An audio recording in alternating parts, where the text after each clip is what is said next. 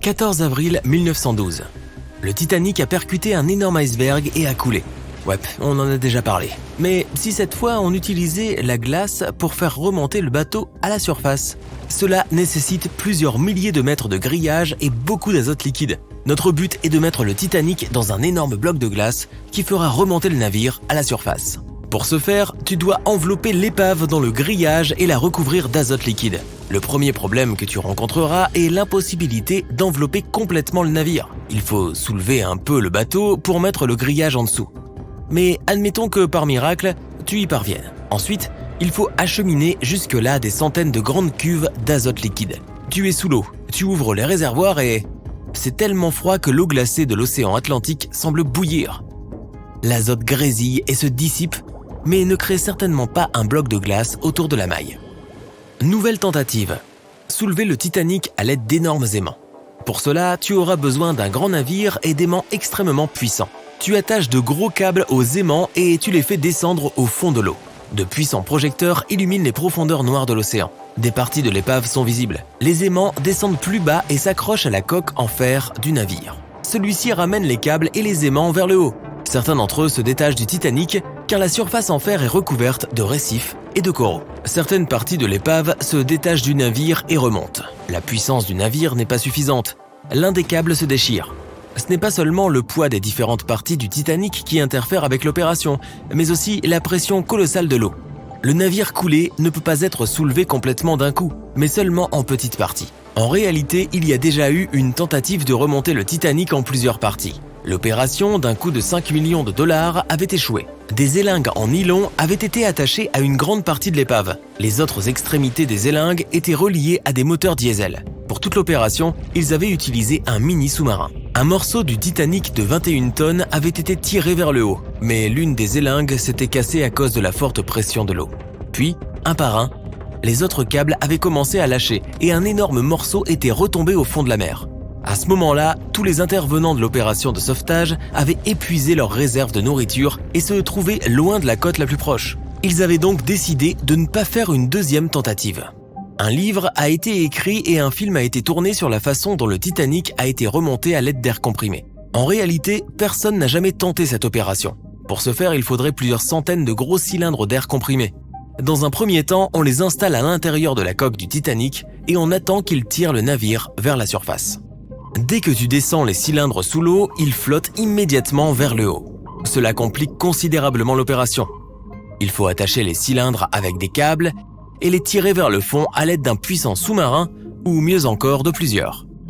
En raison de la forte pression, les cylindres peuvent éclater. Dans ce cas, l'onde de choc toucherait d'autres cylindres et provoquerait une catastrophe. Une solution trop coûteuse et peu sûre. Le plan le plus cher et le plus complexe pour remonter le Titanic est probablement celui où les scientifiques extraient d'une manière ou d'une autre l'hydrogène et l'oxygène de l'eau de l'océan. Ensuite, ces éléments extraits doivent remplir des conteneurs spéciaux. Ces conteneurs seraient attachés au navire et le Titanic remonterait à la surface. Même si tu réussissais à extraire l'oxygène et l'hydrogène de millions de tonnes d'eau, le reste de l'eau de l'océan les remplacerait. Une machine qui serait capable de réaliser un filtrage de ce type coûterait des milliards de dollars. Ou bien tu peux imaginer un élément chimique qui utiliserait une réaction en chaîne pour purifier toute l'eau. Dans ce cas, l'ensemble de l'océan mondial se retrouverait dans son oxygène essentiel. Quelqu'un a suggéré une fois de faire exploser le Titanic. Il faudra descendre beaucoup de caisses de dynamite au fond de l'océan. Elles devront être complètement scellées pour éviter que la dynamite se mouille. Ensuite, tu dois installer plusieurs kilomètres de fils conducteurs de courant électrique jusqu'à elles. Une fois que tout cela est fait, tu navigues à une distance sûre. Maintenant, tu vas appuyer sur le bouton pour faire passer le courant dans le fil et activer la dynamite. 3, 2, 1, stop! Pourquoi faire ça? Même si ça marche, l'épave du Titanic sera éparpillée dans toutes les directions sur le fond de la mer. Il serait impossible de soulever le Titanic de l'océan. Imagine un énorme crochet capable d'attraper le Titanic et de le soulever du fond comme un poisson. Ce crochet doit être énorme pour pouvoir ramasser un navire coulé. Disons que tu l'as créé. Ensuite, tu es à bord d'un énorme navire qui navigue jusqu'au site du naufrage et tu descends le crochet comme une ancre. Il tombe directement sur le Titanic mais ne s'y accroche pas. Il faut un équipement spécial pour attacher un crochet de la taille d'un bus au Titanic. Il faudrait pour cela un énorme sous-marin doté de bras mécaniques. Construire ce genre de dispositif et le faire fonctionner sous une pression aussi forte est déjà presque impossible. Mais admettons que tu réussisses finalement à accrocher le Titanic. C'est alors que tu réalises que le navire n'a pas assez de puissance pour soulever le navire de plus de 50 tonnes et le crochet qui ajoute environ 10 tonnes de plus. Pour mener à bien ta tâche, tu auras besoin de quelques croiseurs supplémentaires et de quelques millions de dollars de plus. Une fois que la cire chaude refroidit, elle durcit et flotte à la surface de l'eau. Et si on la transportait au fond de l'océan et qu'on la versait à l'intérieur du Titanic? Cela pourrait fonctionner étant donné que la cire n'est pas un matériau coûteux. On fait donc fondre la cire, on la verse dans des réservoirs solides et on les tire vers le fond à l'aide d'un sous-marin. Les réservoirs peuvent supporter une énorme pression et le sous-marin a suffisamment de puissance pour descendre la cire à cette profondeur. Les récipients sont placés à l'intérieur du Titanic. Grâce à la télécommande, tu ouvres les conteneurs, mais la cire ne s'écoule pas. Plus on descend, plus l'eau se refroidit. Pendant que tu transportais les conteneurs vers le navire, la cire a refroidi et s'est solidifiée à l'intérieur. Plusieurs conteneurs sont pressés contre le haut du navire. Mais ce n'est pas suffisant pour soulever le Titanic. D'autres conteneurs flottent simplement vers la surface. Et même si les conteneurs étaient thermostatiques et gardaient la chaleur à l'intérieur tout le temps, une fois libérée, la cire se solidifierait en un instant. Elle n'aurait pas le temps de se répandre et de recouvrir le Titanic de l'intérieur. Personne n'aurait jamais pu imaginer que l'insubmersible Titanic entrerait en collision avec un iceberg, à l'exception d'un homme, William Thomas Stead. Enfin, pas comme ça, d'un coup, bien entendu. Ce n'est pas comme s'il s'était réveillé en sursaut un beau jour en imaginant le désastre du Titanic. Il a plutôt écrit une nouvelle édifiante, intitulée « Comment le paquebot postal sombrera au milieu de l'Atlantique par un survivant le 3 mars 1886 », soit 26 ans avant le naufrage du Titanic. Récapitulons brièvement. Le Titanic se rendait à Southampton, à New York, à travers l'Atlantique Nord en avril 1912. Le navire a heurté un iceberg et moins de 3 heures plus tard, il était complètement submergé. Sur les 2208 personnes à bord, seuls 706 ont survécu, en raison du nombre limité de canaux de sauvetage et de l'eau glacée. Un autre navire de passagers, le Carpathia, a entendu son appel de détresse, recueilli les survivants et les a ramenés sains et saufs à New York. La nouvelle écrite par William Stead raconte l'histoire de Thomas, un marin britannique, qui monte à bord d'un paquebot à destination des États-Unis. À un moment donné, le protagoniste se rend compte qu'il n'y a pas assez de canaux de sauvetage pour tout le monde à bord du navire, au cas où quelque chose se produirait. Quelques jours plus tard, un épais brouillard cache toute visibilité. Le navire joue clairement de malchance, puisqu'il entre en collision avec un vaisseau errant, tout comme le Titanic a heurté son iceberg. Seuls 200 des 916 passagers parviennent à atteindre les États-Unis sains et saufs. Le personnage principal réussit néanmoins à survivre en sautant à l'eau et en grimpant dans l'un des canaux de sauvetage. On pourrait penser que cette histoire aurait incité tous les armateurs à ajouter des canaux de sauvetage supplémentaires sur les navires. Mais malheureusement, elle a reçu très peu d'attention lors de sa publication. Encore plus tragique, William Thomas Stead se trouvait à bord du Titanic lorsqu'il a coulé, et il n'a pas survécu.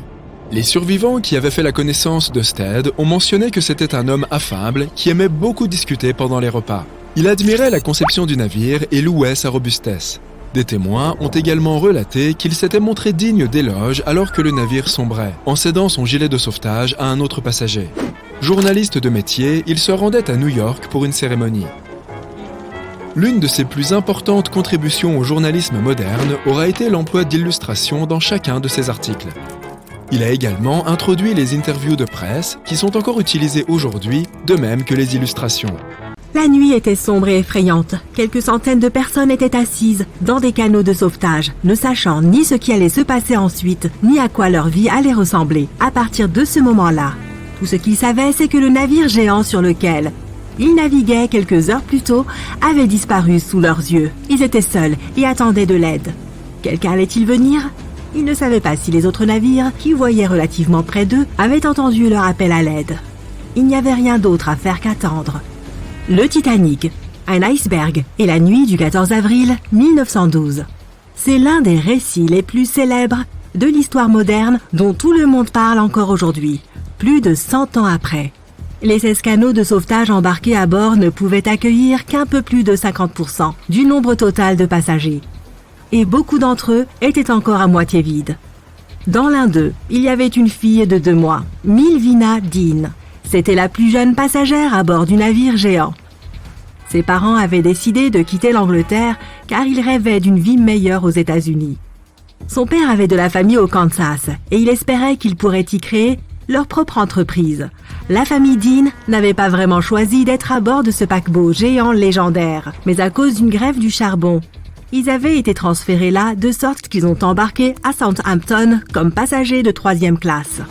Le père de Milvina a ressenti quelque chose lorsque le navire a heurté l'iceberg pendant cette nuit froide et apparemment paisible. Il est immédiatement monté pour enquêter. Quand il a vu que les gens paniquaient et que les membres de l'équipage donnaient des avertissements sur le danger réel de la situation, il s'est précipité dans la cabine pour trouver sa femme. Il lui a dit d'habiller les enfants et de monter rapidement sur le pont. Les membres de l'équipage ont donné l'ordre de préparer les canots de sauvetage et de commencer à y transférer les femmes et les enfants en premier. C'était une chance pour au moins quelques membres de la famille de se mettre en sécurité. Milvina, sa mère et son frère sont montés dans le canot de sauvetage numéro 10. Ils ont été parmi les premiers à quitter le paquebot sur les 706 membres d'équipage et passagers qui ont réussi à s'échapper du navire en train de couler. Plus tard, un paquebot du nom de Carpathia a entendu leur appel à l'aide et est venu chercher les passagers puis les a emmenés à New York. Malheureusement, son père était resté derrière eux et n'a pas réussi à se sauver. Milvina a grandi dans la petite ville d'Ashurst, en Angleterre, qui n'était pas très loin de l'endroit où elle avait embarqué sur le Titanic. Elle a passé sa vie à travailler comme secrétaire et assistante dans de petites entreprises de Southampton. Elle ne s'est jamais mariée. Milvina disait toujours qu'elle ne parlait jamais de toute l'histoire du Titanic parce qu'elle ne se souvenait de rien et qu'elle ne voulait pas que les gens pensent qu'elle attirait l'attention sur elle.